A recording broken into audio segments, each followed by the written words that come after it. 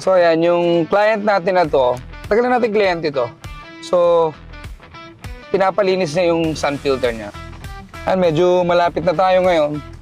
So ayan, dito na tayo, papasok na tayo sa property ng client. Ayan o.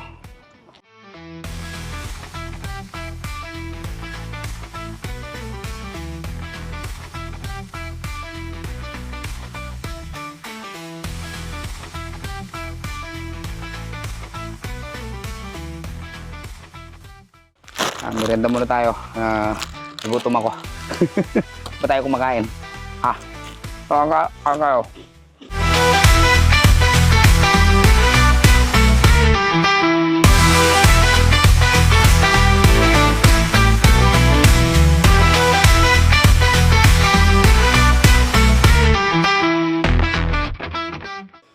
So ayan, tapos na tayo dito. Nasolve na natin yung problema nila. Kahit malayo, pinupuntahan natin yan.